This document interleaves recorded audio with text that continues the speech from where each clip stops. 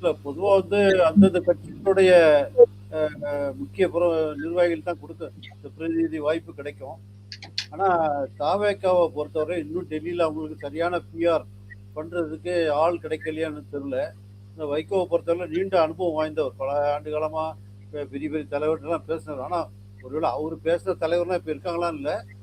ஏன்னா இவரும் வயசாயிட்டு, அவர் பலர் தலைவர்களும் வயசாக பல பேர் மறைஞ்சிட்டாங்க. ஆனால் இப்போ உள்ள புதிய தலைவர்கிட்ட எப்படி அவருக்கு நெருக்கம் இருக்குன்னு தெரியல. இருந்தாலும் அவர் எம்பியாவே தொடர்ந்து டெல்லியிலே இருந்தனால நல்ல பழக்கம் இருக்கும்.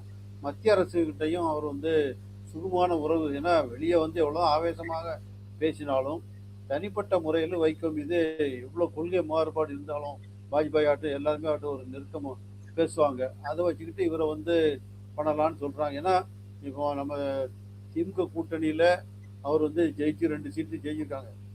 அவங்க உதயசூரி சின்னத்திலே நின்று ஜெயிச்சிருக்காங்க. இப்போ அவங்க கூட்டணியில் இருந்த மற்ற கட்சிகள் எல்லாமே அங்கே போயாச்சு. பிரேமலதா தவிர மற்ற எல்லாரும் அங்கே விஜய் பக்கம் போயிட்டாங்க. அதனால இவரு மட்டும் இப்போ இவரும் அடுத்த கட்டமாக போகிறதுக்காக எப்படி போகலாங்கிற மாதிரி இப்போ எல்லா ஏற்பாடும் நடந்துட்டு இருக்கு. விஜய் வந்து பார்த்தாரு, இவர் பார்த்தாரு, மாற்றி மாற்றி பார்த்து இப்போ விஜய் இன்னும் ஃபியூச்சரில் இன்னும் உயரத்துக்கு போவார். அவர் இன்னைக்கு ஆளுநர் உரையெல்லாம் பெரிய தொலைநோக்கு திட்டத்தெல்லாம் பண்ணிருக்கான்னு சொல்லி கடுமையாக பாராட்ட தொடங்கிட்டார் வைகோ. காரணம் என்னன்னா அவர் வைகோவை பொறுத்தவரை இப்போ அவர் வந்து தன்னுடைய பையனை வந்து இதே மாதிரி கட்சி தலைவராக கொண்டு வரும். ஏன்னா அவரும் முதுமையினால முன்னால் உடம்பு நலம் பிரச்சனைலாம் இருக்கு.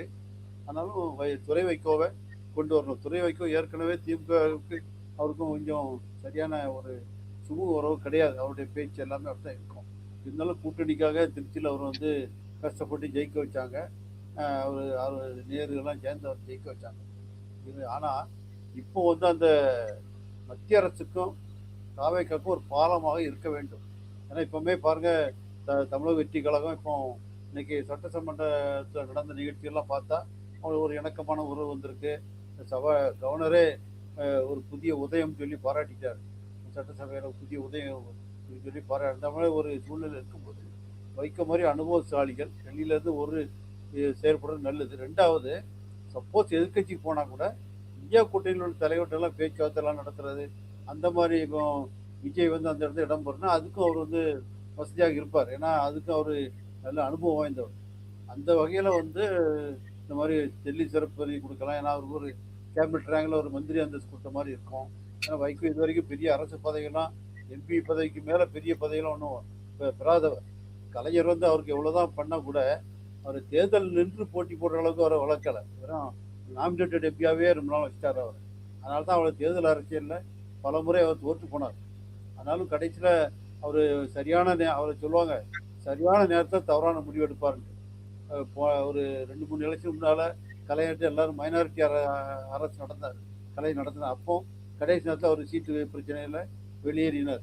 அப்போவுமே அவரை கடுமையாக எல்லாரும் பண்ணாங்க. ஆனாலும் ஜெயலலிதா ஆட்சியெல்லாம் தடா அந்த சட்டம்லாம் சிறை சென்று இருக்கும்போது அவங்க குடும்பத்தினரே கலைஞர்கிட்ட போய் கதறி அழுது என் புருஷனை காப்பாற்றுங்கன்னு சொன்ன பிறகு தான் கலைஞர் அவர் சப்போர்ட்டாக அறிக்கை விட்டு அவர் வெளியே கொண்டு வந்து பண்ணார்.